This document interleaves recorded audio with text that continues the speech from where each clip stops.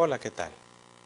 Nuevamente el Colegio de Empresarios y tu servidor Alberto Arenas Mondragón te damos la bienvenida a esta segunda sesión de la asignatura Comunicación Escrita de la licenciatura en Mercadotecnia. Yo creo que a lo largo de la sesión anterior y seguramente el ejercicio que hiciste, te diste cuenta tú mismo al elaborar tu ensayo que necesitas de elementos que te ayuden a perfeccionar y a mejorar tu escritura. Sin necesidad de decirte cuál fue el resultado de esa evaluación, yo creo que tú mismo puedes entender y percibir que quizás no colocaste correctamente una frase, tal vez quedó coartada el pensamiento que tú querías expresar, tal vez la redacción no se entendía la idea que tú querías manifestar. En fin, una de sin fin posibilidades pudieron haber surgido en el escrito. No dudo que a lo mejor, quiero pensar, que a lo mejor tú has desarrollado previamente una gran habilidad de desarrollar un escrito. Y a lo mejor son mínimos tus áreas de oportunidad que puedes mejorar en las condiciones de elaborar un trabajo, un reporte, un escrito, un ensayo, incluso, como en muchas instituciones educativas lo piden, hasta una tesis, un trabajo de investigación, ¿verdad?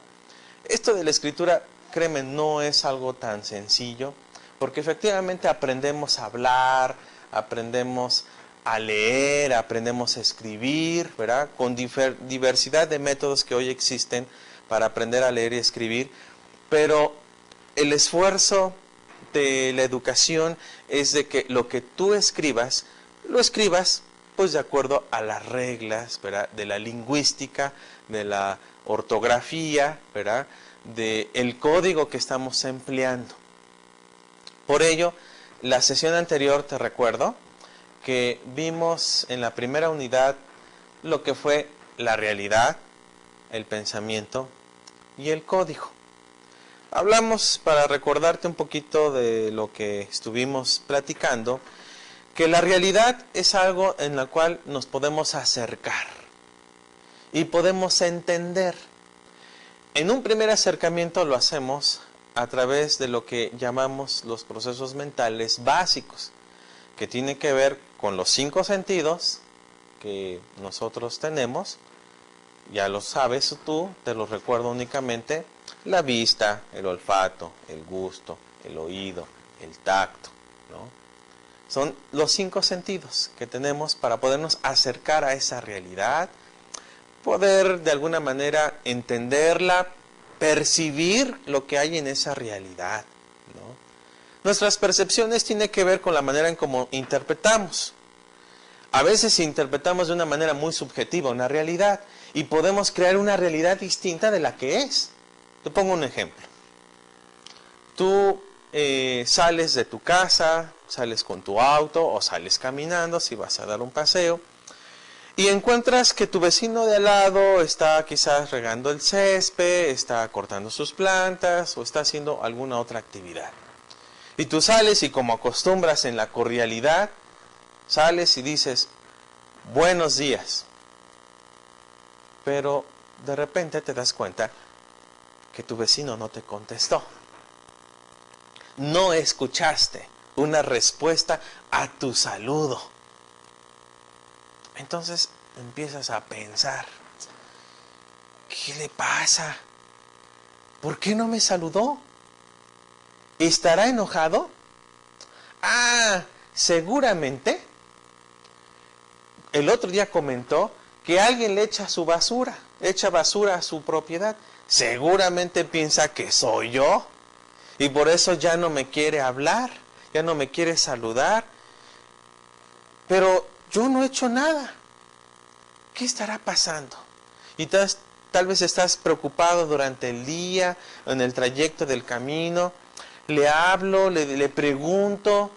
Siempre nos hemos llevado bien, ha habido nuestros límites, el respeto, la cordialidad, y ahora no me saludó. Y tú estás pensando, y estás diciendo: seguro está enojado. piensa que yo le hice algo y yo no le he hecho nada. Entonces, y a lo mejor dice, si no me quiere hablar, pues ni modo, no le voy a volver a saludar. Y tal vez no te has puesto a pensar que el vecino a lo mejor por el ruido o tal vez estaba concentrado en un problema que está teniendo en esos momentos o algo que está tratando de recordar, que estaba tan enfocado y tan entretenido, como decimos, con ese pensamiento interno, que seguramente cuando tú pasaste y saludaste, no te escuchó, o no prestó atención, o no percibió tu presencia. Y tú, de alguna manera, ya interpretaste una realidad. Entonces, esa es la manera en cómo nos acercamos a la realidad a través de nuestras percepciones y sensaciones, pero utilizamos otros procesos mucho más complejos que tienen que ver con el pensamiento, es decir, a partir de una realidad usamos nuestro intelecto. Vimos que hay algunos principios. Entre esos principios del pensamiento, bueno, pues es descifrar a través de elementos, clasificar, sintetizar, es decir, de alguna manera expresar, y eso es lo que vamos a ir hablando en esta segunda sesión, de lo que yo estoy concibiendo de la realidad, de lo que yo estoy interpretando y de lo que estoy descifrando y de lo que estoy desglosando de manera intelectual la realidad. ¿Sí? Por supuesto, es una abstracción, ¿verdad?, del ser humano a partir de una realidad, de los estímulos que tenemos alrededor, de los objetos, de las cosas, de los conceptos también. Y después dijimos, con eso terminamos la primera sesión, que usamos un código. ¿Un código para qué? Para comunicar esa realidad. ¿Sí? Afortunadamente, pues todas estas pirámides de Egipto, pues también hemos encontrado en nuestras propias culturas hispánicas información muy valiosa, códices, ¿verdad? Que en un principio, pues los contemporáneos no conocían, no sabían de qué se trataba, pero a partir de referencias del pasado y con personas expertas en esos códigos, pudimos descifrar y entender la realidad de ese momento, una realidad histórica, ¿no? Y existen sin fin de escritos hoy en día que nos ilustran y que nos ayudan a entender esos códigos que originalmente surgieron en las épocas prehispánicas y en todas las demás culturas, en la cual, pasando los siglos, las generaciones actuales no tienen acceso. Pero hoy en día usamos otros tipos de códigos que, por supuesto, si las personas del pasado las hubieran conocido, tampoco entenderían la forma en cómo nosotros expresamos una realidad. Esos códigos, bueno, hoy en día, pues por ejemplo, el código lingüístico que utilizamos en nuestro idioma español es muy propio y es diferente, se aplica nada más a nuestra cultura o a aquel que es capaz de entender nuestro código. Así como pueden existir otros códigos en otros países que, por ejemplo, para nosotros puede ser un poco extraño. Y que a lo mejor podemos acceder a ese código por alguna necesidad intelectual, por alguna necesidad de trabajo, laboral, inclusive. Por ejemplo, cuando tú vas a una empresa transnacional, pues normalmente te piden el inglés, entonces tienes que entender el código del inglés. Pero hay otras empresas en nuestros países donde a lo mejor el código que te piden puede ser del idioma alemán, porque esa empresa es alemana, o japonesa, ¿no? Y si requieres un puesto importante, de gran influencia, pues necesitas aprender ese código. Hay otros códigos que utilizamos de manera cultural, ¿no? Por ejemplo, cuando estudiamos etimologías, que pueden ser etimologías griegas y pueden ser etimologías latinas. Y de hecho, pues gran parte de nuestro lenguaje que utilizamos en español, pues tiene una influencia del latín, tiene una influencia del griego, incluso algunas palabras tienen su influencia en el código árabe. Palabras árabes, por ejemplo, la palabra alcohol o la palabra almohada, ¿no? Tiene que ver con un código, ¿verdad? Transliterado ya a nuestro código, pero de origen de un código árabe. ¿sí? Y por ejemplo, las etimologías las tenemos que estudiar, sobre todo las griegas, aparte de las latinas, porque mucho de nuestro lenguaje científico, en diversas áreas y saberes del conocimiento, pues tienen su ascendencia en el griego. Por ejemplo, algunos términos en medicina, bueno, pues tiene que ver en latín y en griego, y por eso necesitamos pues de conocer, por lo menos acercarnos de manera general a ese código, ¿verdad? Para poder entenderlo con algunas frases o palabras que están ya en nuestro código actual en español, pero que tienen un origen griego. Por ejemplo, vamos a utilizar el pintarrón para que tú puedas ver, ¿no? Hicimos mención de un saber del conocimiento muy importante para poder entender la realidad. Hice mención de los filósofos, ¿verdad? Entonces, si yo escribo la palabra filosofía,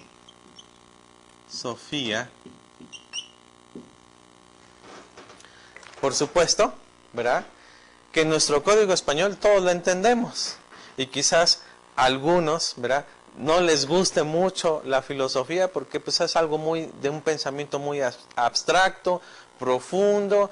Hay que aprenderse una serie de conceptos o leer autores que a veces no entendemos. Pero bueno, no es el caso el poder decirte el origen de la filosofía y lo que trata, sino el propio término. Quiero que te enfoques, el puro término. Filosofía es una palabra compuesta, ¿no?, que se divide en dos. Y es una palabra de origen griego, ¿no? Por un lado, que tiene que ver con filos, y como dice aquí, Sofía. La palabra filos en el griego, ¿sí?,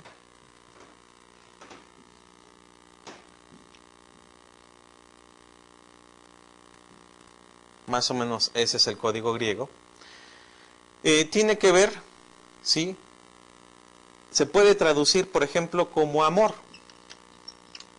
De hecho, en el griego, para hablar la palabra amor, hay varias acepciones en su código.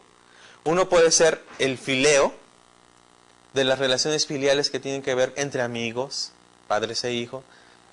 El amor erótico, que tiene que ver con la relación sexual, de pareja. O el amor ágape, que para muchos lo consideran como el amor perfecto, desinteresado. Y entonces en este caso, filos puede significar amor, Sofía puede significar conocimiento. Entonces, literalmente en el código griego, filosofía puede significar amor al conocimiento, si se junta. Por supuesto que esta no es la definición de filosofía, ¿verdad? Porque el concepto filosofía es un concepto bastante amplio, ¿no? Y tiene que ver incluso desde qué postura, perspectiva estás hablando de la filosofía. Pero para fines nada más del código, porque es algo que vamos a ver en esa sesión, amor al conocimiento. Entonces a las personas, por ejemplo, que se llamen Sofías, ¿verdad?, literalmente significa conocimiento, ¿sí? Bueno, esto es parte del código.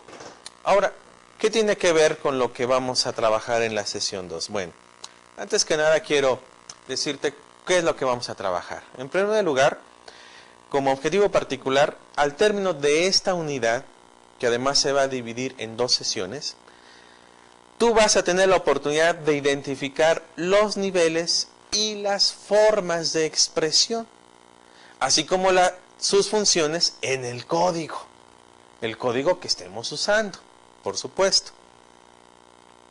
Pero de manera específica para esta sesión, la sesión número 2, en esa sesión tú vas a poder distinguir la expresión básica de la cultivada.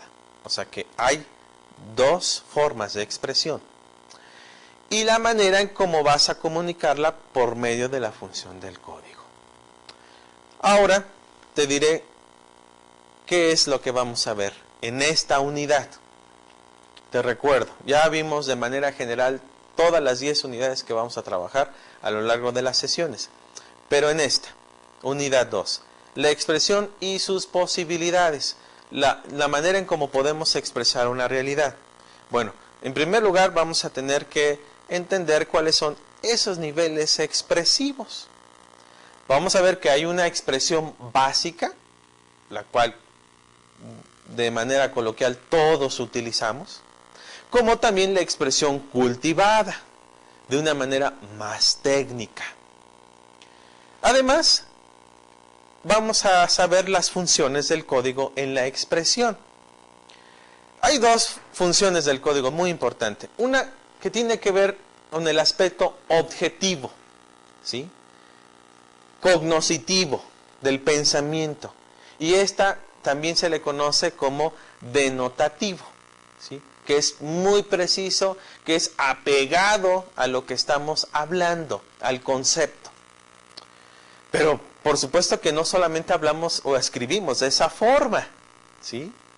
Sino también lo hacemos de manera subjetiva, donde intervienen los afectos, los valores, ¿verdad? Y esa también se le llama connotativa. Entonces, hay dos maneras de expresar, ¿verdad? Y las funciones del código, denotativa, connotativa. Esto vamos a ver en esta sesión. Vamos a hacer un corte y en la siguiente sesión terminaremos esta unidad número 2, la cual nos habla de las formas de expresión, la expresión coloquial, la expresión técnica, la expresión literaria. Te recuerdo que en casi todas las sesiones, al final de ellas, vas a tener que elaborar un producto, ¿sí? Al final, antes de cortar, yo te voy a decir cuál es el producto de esa sesión. Primero la vamos a ir desarrollando, vamos a ir platicando sobre ella, vamos a ir poniendo algunos ejemplos para que tú te acerques a este conocimiento que quizás pueda ser nuevo para ti en estos momentos. Quizás nada más vas a confirmar porque tal vez previamente en otros espacios educativos lo hayas adquirido. Pero no está de más volverlo a ver, porque siempre hay la posibilidad de aprender algo nuevo. Aunque es un tema muy general, pero es un tema que tiene muchos enfoques. Entonces, date la oportunidad el día de hoy de ver un nuevo enfoque distinto. Por supuesto, pues te iremos diciendo en qué fuentes de información puedes ampliar estos temas o puedes consultar para también elaborar tus productos a lo largo de las sesiones, ¿sí? Bien, entonces empezamos con lo primero. Decíamos que la unidad se llama la expresión y todas sus posibilidades para poder comunicarla. Para ello, pues entonces hay que entender que hay niveles expresivos. Por supuesto, como ya te diste cuenta en el temario, hay dos niveles, propiamente, aunque hay otros autores que sacan otros más niveles, pero vamos a ver estos que son fundamentales, ¿no? Pero de principio, tenemos que entender que la expresión es un conjunto de actividades. Pero ese conjunto de actividades se dan aquí, en el pensamiento. Por eso dice aquí en tu pantalla un conjunto de actividades cognitivas. Ese conjunto de actividades mentales, por supuesto, es para dar a conocer algo que solamente tú conoces, pero que es necesario que los demás conozcan. ¿Qué se requiere que conozcan los demás de lo que tú estás pensando? Bueno, tal vez estás en una junta ejecutiva y el director está tratando de implementar una nueva estrategia y entonces pide la opinión de sus colaboradores, de sus gerente de ventas, gerente de sistemas, gerente de facturación, etcétera, de cobranza, y entonces dicen, oigan, ayúdenme a que podamos generar una nueva idea, un nuevo concepto de lo que estamos vendiendo. Y entonces tú estás ahí meditando, tú estás ahí pensando, tú estás ahí de alguna manera generando una idea, ¿no? Y tal vez te atrevas, ¿verdad? Y es lo recomendable, que te atrevas a expresar, ¿no? Y digas, yo considero que si cambiamos el logotipo de lo que estamos vendiendo, tal vez la gente a un lenguaje y a un código que tenga acceso determinado público podrá tener mayor eficacia. Tu idea puede ser considerada. Pero ¿qué tal si te quedas callado? ¿Qué tal si no te atreves a hablar? ¿Alguien sabrá de tu idea? Por supuesto que no. O algo todavía peor. Tú pensaste una buena estrategia de venta, ¿sí?, para el producto, pero piensas, híjoles, ¿y qué tal si no le gusta a mi jefe? ¿Qué tal si los demás me van a chotear o me van a ridicularizar por esta idea? Y no te atreves a expresarla. Ah, pero de repente, uno que estaba a tu lado dijo la misma idea que habías concebido y fue aceptada y aplaudida. ¿Qué pensarías al respecto? Dirías, caray, ¿cómo no lo dije antes? Si yo también lo había pensado. Bueno, la expresión es ese conjunto de actividades mentales que desarrollas para poder dar a conocer una idea. Como también puedes dar a conocer tu manera de pensar, tu postura frente a un aspecto ideológico. Dar a conocer, por ejemplo, tus emociones. Tal vez estás dialogando, estás en una junta y de repente se dice un comentario haciendo una crítica no muy constructiva sobre tu área donde tú eres responsable. ¿Qué genera en ti? Genera un sentimiento, por supuesto, una emoción, tal vez de enojo, tal vez de incomodidad. Y tienes dos opciones. Una, quedarte callado y que nadie sepa que te molestó X comentario, que está fuera de lugar, que no corresponde a la realidad que tú estás presentando. O expresarla. Oye, lo que tú estás diciendo estás afectando tremendamente nuestro trabajo, nuestra persona, nuestra profesionalidad, y creo que no es correcto ni está al lugar que tú lo hagas de esa manera. Estás dañando nuestra imagen moral. Entonces, ante lo que tú estás concibiendo internamente en tu pensamiento, tienes dos posibilidades: comunicarlo de manera verbal o simplemente tal vez lo puedes reflejar con tu actitud, pero los demás sospecharán que te molestaste o simplemente que no te molestaste. Así que la expresión, como dice aquí en tu pantalla, es el cumplimiento final de lo que previamente ya concebiste, ¿sí?, de lo que tú ya fabricaste en tu pensamiento. Y es un modo de ser o de realizarse en el ser humano. Sí, porque efectivamente, si tú no comunicas, si tú no expresas lo que estás concibiendo internamente, bueno, los demás no lo sabrán. Tal vez no lo sepan para bien o tal vez para mal. Por supuesto que aquí cabe entonces la prudencia y la sabiduría práctica, porque quizás estás concibiendo algún sentimiento o alguna idea que pueda perjudicar a una persona y entonces dices, por prudencia, por educación, por mantener la buena cordialidad y el ambiente laboral, no lo voy a decir lo que yo pienso de esta persona. Por supuesto, porque tal vez te has topado con personas que te hacen profundas críticas muy hirientes que dañan tu imagen y dicen, perdóname, pero yo así soy sincero, yo expreso lo que pienso. No todo lo que uno expresa en palabras o a través de la escritura, si no contribuye a la construcción de la persona, a la construcción de su imagen, a la construcción de la empresa, pues sí, entonces lo más prudente es mejor no comunicarla, porque si va a perjudicar, preferimos mejor que no lo comunique. Pero de alguna manera, sí, lo está concibiendo, lo está pensando, lo está determinando.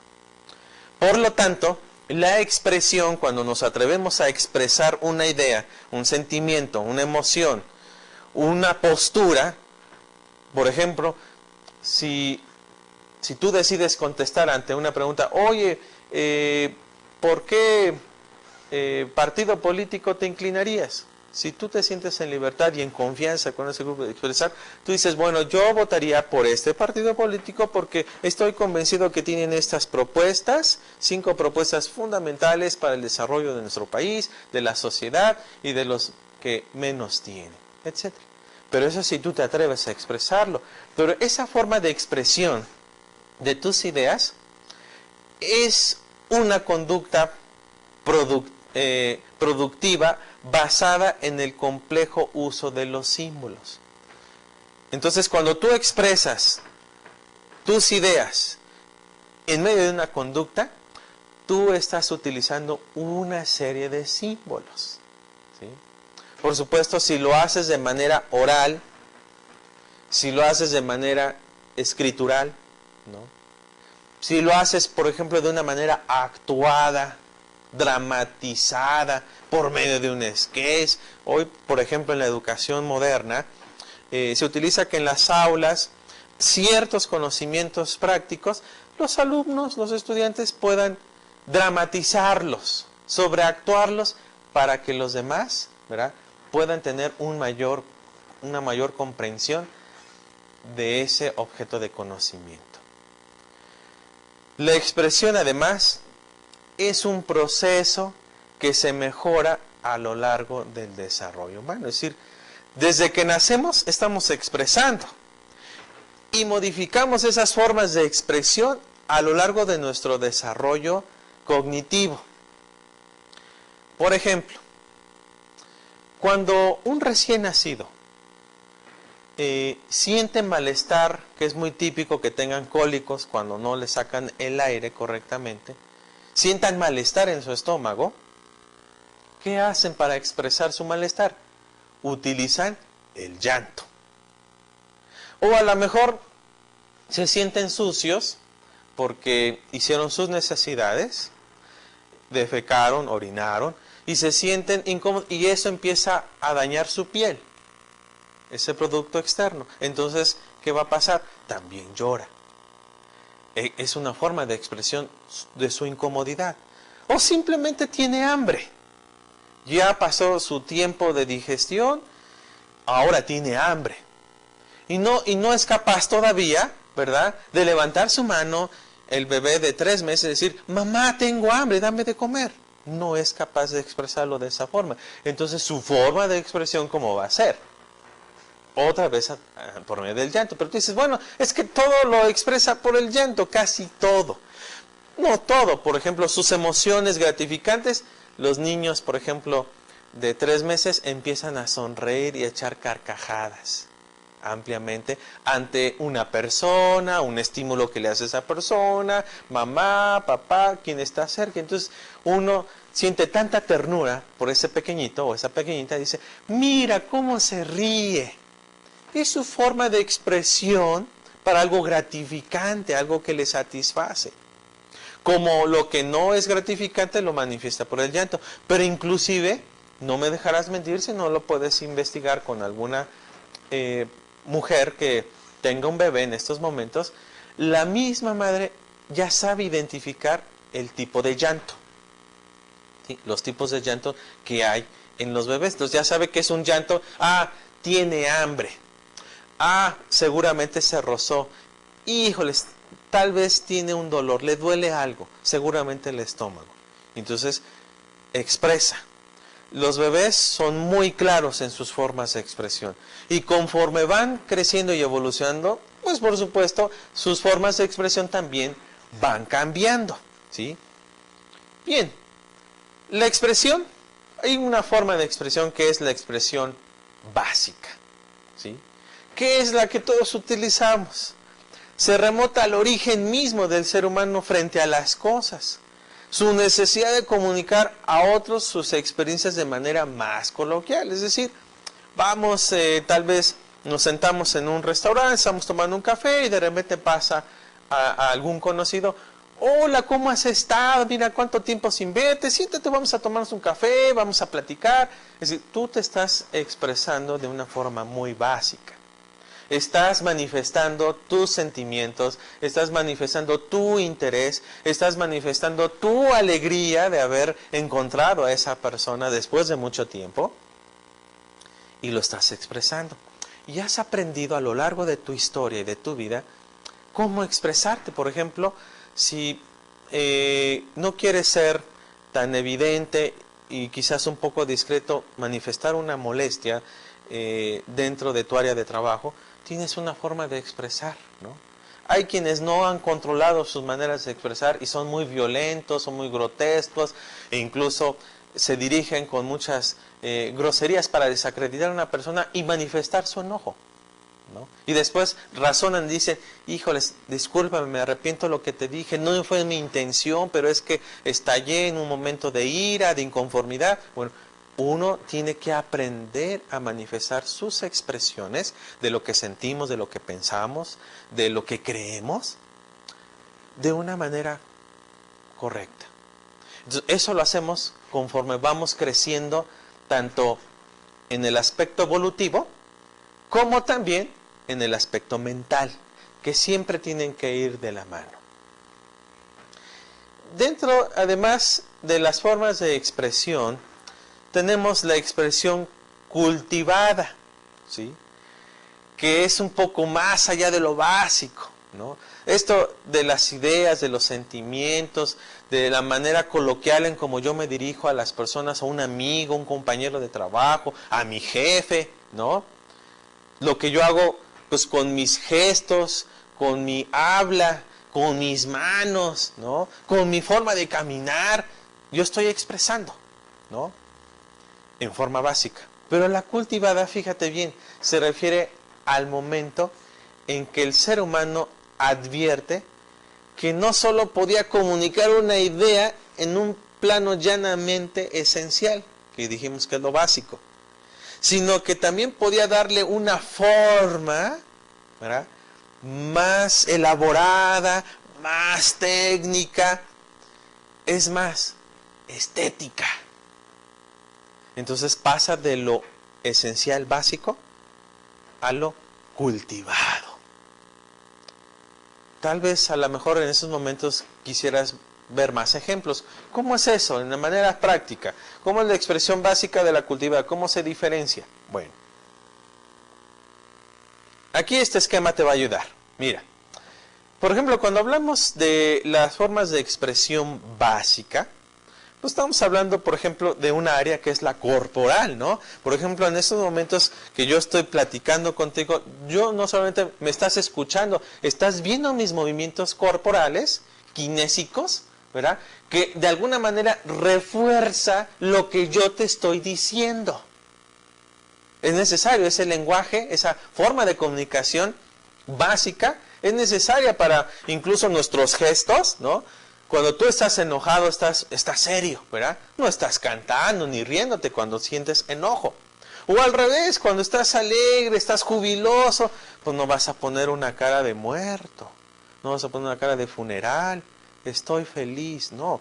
Tus gestos tienen que coincidir con tus sentimientos, con lo que tú estás sintiendo en ese momento, ya sea algo gratificante o algo que no es gratificante. Entonces, lo corporal es una forma de comunicación muy efectiva, ¿sí?, en forma básica, pero en forma cultivada, mira, por ejemplo, Tú puedes comunicar un mensaje, tú puedes platicar lo que tú sientes a una persona, a tu pareja, si gustas, pero ¿cómo hacerlo sin palabras? Bueno, hay gente que adquiere una técnica especializada para comunicar un mensaje público. Y tal vez ahí has ido a algunas plazas, algún sábado o domingo, y encuentras todo un conjunto de gente reunida rodeando a un personaje que está pintado su rostro, pintado de blanco completamente, un sombrero, quizás una playera de rayas, un pantalón negro, con guantes blancos, ¿no? Y está diciéndote algo con sus movimientos técnicos. Y aunque él no habla, porque él mismo nunca habla, te está comunicando una realidad, te está comunicando un pensamiento. Tú vas a una obra de teatro, cualquier obra que tú te guste, ya sea cómica, reflexiva, melodramática, ¿no? Tú estás como espectador y estás viendo la temática, ¿no?, de esa obra. La gente está actuando un personaje ficticio y está comunicando algo, está expresando algo, pero de una manera técnica. Tal vez has ido algún recital de danza, ¿no?, en alguno de los centros culturales más importantes de nuestro país o donde tú provengas, ¿no? Y también hay una temática que se expresa, ¿sí? Tal vez has escuchado el Lago de los Cisnes, ¿verdad? En forma de danza, todos esos movimientos corporales de una manera sistematizados, organizados, con una técnica especial, dan a expresar algo. También en la forma básica pues nos comunicamos de manera oral, lingüística, o sea, el arte del hablar, la lengua, lo que utilizamos. Como en estos momentos que yo estoy utilizando mi habla. Como cuando te llaman por teléfono a tu celular, ¿verdad? Tú estás hablando con alguien, te estás comunicando. Pero, además, en forma cultivada, tú puedes comunicar un mensaje hablado, pero a través del canto, ¿sí? Y el canto genera pues la armonía. Y entonces, fíjate, hoy en día los niños, muchos niños, aprenden las tablas de multiplicar o aprenden otros conocimientos abstractos a través del canto. Es más fácil memorizar cosas a través del canto. O tal vez alguien en una conferencia, ¿verdad?, utiliza un lenguaje retórico muy embellecedor de los términos, exaltando alguna idea.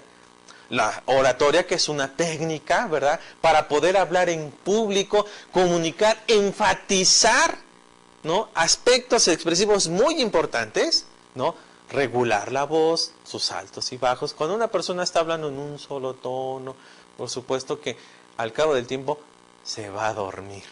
Pero el orador tiene diversas técnicas de expresar una idea, modulando la voz, enfatizándolos en momentos importantes. Y por supuesto la declamación, cómo recordar, ¿verdad?, a esas maestras clásicas de español que nos enseñan grandes poesías y que en los tiempos, por ejemplo, cuando se hacían los festivales del Día de la Madre o de las graduaciones, sale esa gran profesora declamando. Y bueno, es una forma técnica cultivada de la expresión. Y bueno, por supuesto lo que nos interesa como objeto de estudio, la escritura, ¿sí?, que tiene que ver con la impresión de signos, etc. Y bueno, por ejemplo, la poesía es una forma cultivada de expresión. El teatro, la narrativa, ¿sí?, los monólogos. Bueno, hubo un artista que enfatizó mucho el monólogo, pero ese no es el verdadero monólogo. Los monólogos culturales, ¿verdad?, es una comunicación interrelacionada con un público o una persona ficticia que se va así contestando a sí misma. Y es una forma de expresión cultivada, ¿verdad?, muy bella, muy estética, muy artística, y por supuesto aquí lo que interviene es la técnica, ¿sí? Entonces no es lo mismo escribir una carta de amor que escribir una poesía de amor. Una es la forma básica, decirle, oye, te aprecio, te extraño, quisiera estar contigo, anhelo verte. Y otra es utilizar un lenguaje, ¿verdad?, de frases que van concordando, ¿verdad?, que van rimando las frases en una poesía. Bien, pues ahora finalmente las funciones del código en la expresión. Los expertos afirman que los códigos lingüísticos cumplen diversas funciones dentro de los procesos de la comunicación humana. Bueno, parte de esas funciones es transmitir la intención por parte del que expresa algo por medio del habla o de la escritura. Hay otras funciones. Funciones del código constituyen el centro de procesos de comunicación y son dos muy básicas que vamos a enfatizar: la denotación y la connotación. Veamos cada una. Hay una forma objetiva de comunicar, ¿sí? Y esta es de manera mental, donde procesamos los conceptos, y esto le llamamos en forma denotativa. Déjame borrar lo que escribimos aquí. Estas partes ya no nos interesa mucho.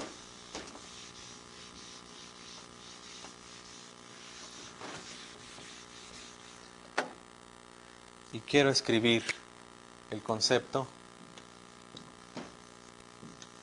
casa.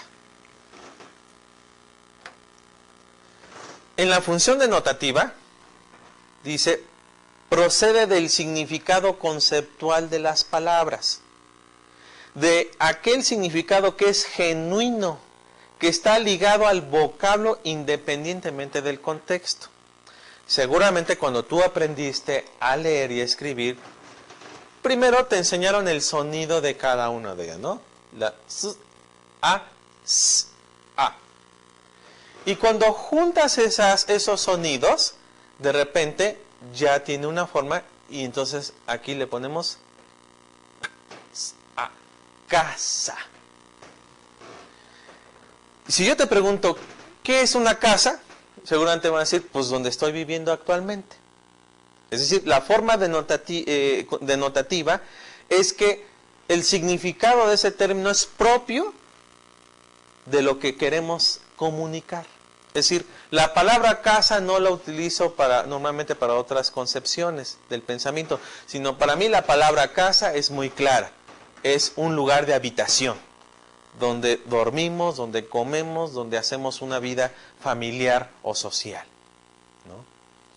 Independientemente del contexto. Quiere decir, una casa grande, una casa mediana, una casa pequeña, una casa en la playa, una casa en la montaña, una casa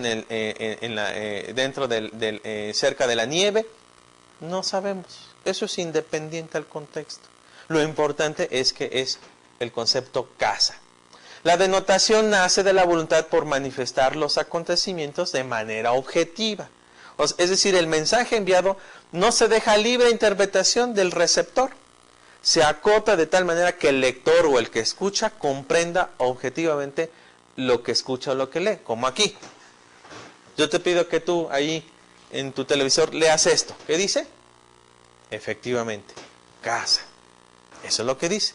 Pero, por ejemplo, tal vez el gerente administrativo le dice a su contador adjunto, oye, necesito que me traigas todos los balances del año antepasado. No le va a traer las facturas actuales, ¿verdad? ¿Qué le va a traer? Los balances de cada mes de los años del año antepasado, 2 años atrás. Entonces, ahí es muy claro el mensaje, ¿no? Es de manera objetiva, denotativa. El que escucha no puede entender otra cosa diferente. Si es un contador, sabe lo que es un balance. Y entonces va a traer un balance. No va a traer una factura actual, que además ni siquiera se ha cobrado. Sino el balance, que es el conjunto de todos esos movimientos de mes tras mes que se dan en las empresas. Esto es en forma objetiva. Un ejemplo más, la palabra oso. tomada del sentido denotativo, nos informa sobre un mamífero carnícero plantígrado. Aquí hay una frase. El oso blanco vive en el Polo Norte. Entonces entendemos que es la palabra oso en forma denotativa. No hay otra forma de interpretarlo. Pero sin embargo hay otra forma, que es la subjetiva, afectiva, connotativa.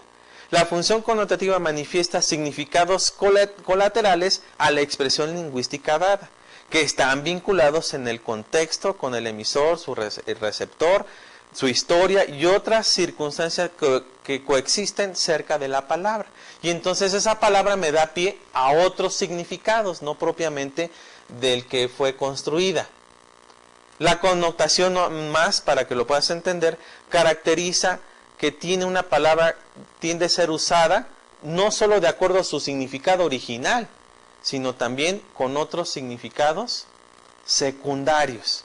Por ejemplo, si agarramos la palabra oso en forma denotativa que implica un animal carnífero, pero si esa la aplicamos a un ser humano, es que él es como un oso. Bueno, no estamos proponiendo que ese ser humano, esa persona, sea un plantígrado carnícero, sino que nos estemos refiriendo a su tosquedad, a su fuerza, a sus rasgos de un oso natural, que trasladamos al concepto hombre, es decir, una persona fuerte, ¿no? Hasta decimos, es como un roble, es como un oso, mira lo alto que es, lo fuerte que es, ¿verdad? Lo decidido. Entonces, usamos el mismo término oso, pero en forma connotativa. Es decir, le damos una intención, le damos un sentimiento, le damos otro significado más amplio del que originalmente tenía. ¿Sí?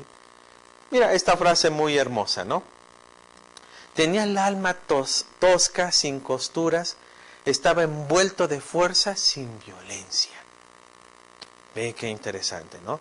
Una forma muy técnica de su lenguaje, literario, la vamos a ver en algunas sesiones más adelante, para hablar esa forma connotativa de lo que es el sentimiento interno, ¿no? De lo que él manifiesta, ¿verdad? De manera expresiva en su sentir, ¿no? Y entonces utilizamos las palabras que tienen un significado original para darle un significado más amplio. Bueno, ahora para terminar quiero invitarte a que al término de esta sesión tú puedes desarrollar un producto que es muy sencillo. Es una serie de propuestas que te hacemos, como por ejemplo que hagas la diferenciación entre comunicación y expresión y al mismo tiempo su relación entre ambas. Y te ponemos unos ejemplos, ¿no? Para que tú puedas identificar lo que es la forma connotativa de la denotativa. Entonces te pedimos que tú desarrolles este producto, lo envíes lo más pronto posible para ser evaluado. Y te agradecemos nuevamente a nombre de Colegios Empresarios por esta oportunidad de la segunda sesión, por habernos escuchado de manera atenta y de una forma propositiva. Muchas gracias.